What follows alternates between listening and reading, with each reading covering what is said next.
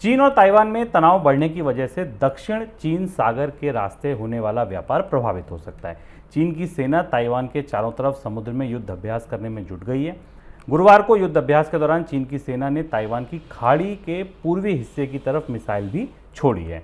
दक्षिण चीन सागर के रास्ते कई मालवाहक जहाज आते जाते हैं और आशंका है कि चीन के युद्ध अभ्यास से उस रास्ते पर जो व्यापार होता है, समुद्री व्यापार, वो प्रभावित हो सकता है। सर, कितना महत्वपूर्ण है ये रास्ता और चीन ताइवान की घेराबंदी जो चीन ने की, इससे विश्व व्यापार पर कितना असर पड़ सकता है? शुभम, ये आज की सबसे महत्वपूर्ण खबर है और लगातार बदलता हुआ घटनाक्रम है। या रात तक इसमें और बदलाव हो सकते हैं। हम इसको गहराई से समझने की कोशिश करें कि अंतर्राष्ट्रीय बाजार में जब सप्लाई चेन के डिस्ट्रप्शंस हैं, महंगाई की समस्या पूरे दुनिया की अर्थव्यवस्थाओं में है, तो ये नया तनाव हमारी ऐप की जेब तक कैसे आएगा। लेकिन इससे पहले हम आपसे फिर कहें कि आप हमारा मनी9 का ऐप तुरंत डाउनलोड कर लें।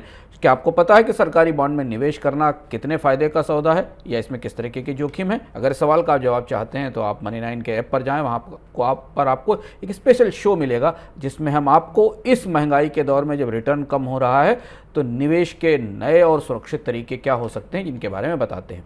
वापस लौटते हैं चीन और ताइवान के विवाद की तरफ। शुभम, ये दुनिया का सबसे महत्वपूर्ण ट्रेड रूट है। ये माना जाता है कि दुनिया का करीब आधा कंटेनर ट्रैफिक इस रास्ते से गुजरता है और ये इस रास्ते में 3 महत्वपूर्ण हिस्से हैं जो एक साथ जुड़ते हैं। अगर हम इसका मैप देखने की कोशिश करें तो ये इस हिस्से में आपको ऊपर जो येलो सी है या जो पीला सागर है, वहाँ से लेकर जापान, ताइवान, नॉर्थ कोरिया से होते, साउथ कोरिया से होते हुए हांगकांग तक का, साउथ चाइना सी तक का पूरा ट्रैफिक इस एरिया से गुजरता है। और ये माना जाता है कि इस जोन से दुनिया का सबसे बड़ा नेचुरल गैस कंटेनर ट्रैफिक भी गुजरता है। और इसकी व्यस्तता इतनी ज़्यादा है कि अंतर्राष्ट्रीय बाज़ारों में इस एक्सरसाइज के बाद, क्योंकि ये जो एक्सरसाइज हो रही है शुभम, उसमें चीन ने इस क्षेत्र से विमानों की और शिपिंग्स की आवाजाही को रोकने के लिए कहा है।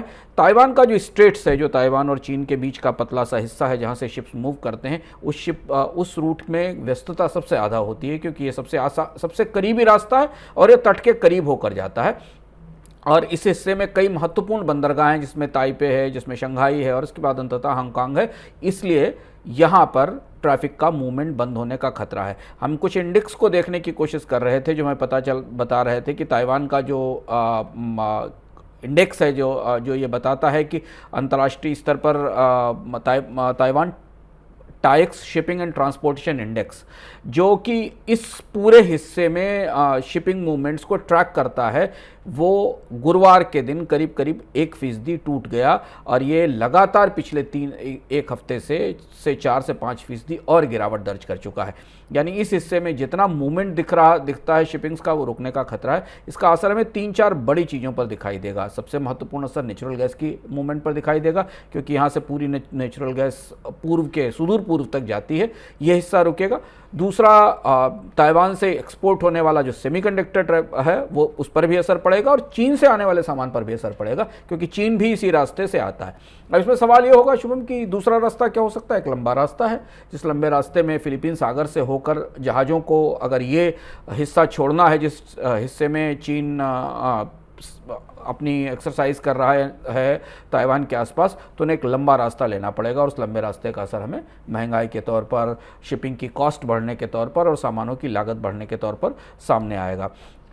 ताइवान के मैरीटाइम पोर्ट ब्यूरो ने नॉर्दर्न, ईस्टर्न और सदर्न एरियाज़ में शिप्स के लिए ये चेतावनी भी भेजी है कि इस क्षेत्र में वो अपना मूवमेंट ना करें क्योंकि यहाँ उनकी सुरक्षा को खतरा हो सकता है। और ये एक बड़ी पूर्वी दुनिया के पूर्वी हिस्से की एक महत्वपूर्ण व्यापार का रूट है और चैनल है जिस पर अब समस्या हमें दिखाई दे रही है। इसका असर हमें दुनिया के बाज़ारों में कीमतों पर दिखाई देगा।